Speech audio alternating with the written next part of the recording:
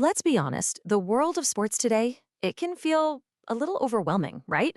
There's just this massive universe of games, rules, tactics, and techniques. I mean, you've got the incredible passion of team sports, from soccer fields to basketball courts, all over the globe. You've got the sharp crack of a tennis racket, that lightning-fast blur of a shuttlecock. And then there's the whole heart-pounding, adrenaline-fueled world of extreme sports. So it really makes you wonder, how did we get here? How did we go from just a single foot race in ancient Olympia to, well, to the hundreds and hundreds of sports we have today? Well, that's what we're here to figure out. Using the sports book as our guide, we're going to take a journey back in time to see where the modern sporting world really began. Okay, so our story kicks off with the revival of an ancient tradition, the Olympic Games. So back in the late 19th century, a Frenchman named Pierre de Coubertin had this really powerful idea. He imagined bringing back the Olympic Games not just as a sports contest, but as a way to unite different nations and promote peace. It was an idea that really hit home in an age of growing nationalism. And in 1894, he made it happen, and the International Olympic Committee was born. Now, those first few games were, a bit of a mixed bag. Athens in 1896 was a huge success, bringing the games back to their original home. But then Paris in 1900 and St. Louis in 1904 got kind of lost inside these massive World's Fairs, with events dragging on for months. It wasn't really until London in 1908, with the very first purpose-built Olympic Stadium, that the Games started to feel like the major, standalone spectacle we know today. And just look at the growth in those first 12 years. This is what's so wild. Check out the number of athletes. It jumps from 241 to over 2,000. And the number of sports more than doubled. It's clear the world was really starting to pay attention. And stories like this are exactly why people got hooked. In the 1908 London Marathon, this Italian runner, Durando Pietri, staggers into the stadium just completely exhausted. He actually turns the wrong way, collapses a few times, and then officials have to help him over the finish line.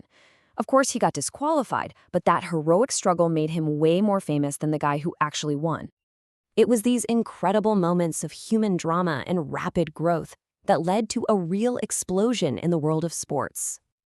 By the time the 1924 Paris Games rolled around, the number of countries competing shot up from 29 to 44. See, the Olympics were offering this brand new kind of world stage, a place where you could show national pride through athletic skill instead of, conflict. This was no longer some quirky European thing. It was a truly global phenomenon. And here's the really cool part. All this growth brought in this incredible diversity of sports.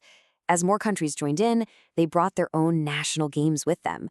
We're not just talking track and field here. You had everything from tug of war to pesapalo, which is like a Finnish version of baseball, and even korfball, a Dutch mixed-gender sport.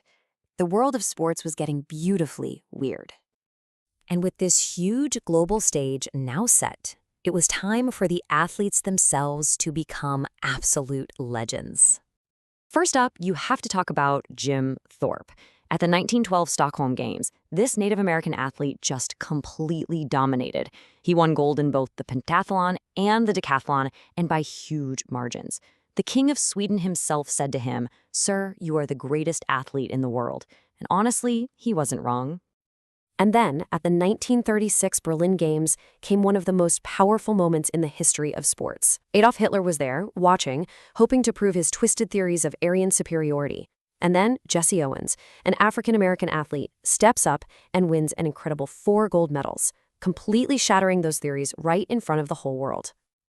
Then, after the devastation of World War II, the world was desperate for new heroes, and they found one in Fanny Blankers-Koen from the Netherlands. She was 30 years old, a mother of 2, and they called her the Flying Housewife. Well, she became the star of the 1948 London Games, winning 4 gold medals and totally changing how people thought about age and motherhood in sports. So, it was these iconic athletes and these absolutely unforgettable moments that really transformed the Games into the global spectacle that we recognize today. I mean, the numbers here just tell such a powerful story. Just compare the first Games in 1896 to the first ones held after World War II in 1948. You go from 14 nations to 59, from just 241 athletes to over 4,000. 2000. The Olympic dream hadn't just survived 2 world wars, it had thrived, becoming this vital symbol for a world that was trying to rebuild itself. And there was one more huge development at those 1948 London Austerity Games. For the very first time, the Olympics were broadcast on television. This was a complete game changer. Suddenly, the drama was beamed directly into people's living rooms, paving the way for the massive media deals that define modern sports, and cementing the games as a permanent part of our global culture.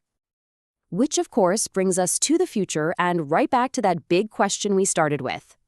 Sport never stops evolving. We've gone from a simple foot race all the way to a world that includes things like street luge and parkour. So what do you think is next? What will be the next great global sport? Will it come from the streets, or the digital world, or maybe somewhere we can't even imagine yet? Maybe the best clues for what's coming next can be found by really understanding the incredible journey of where we've already been.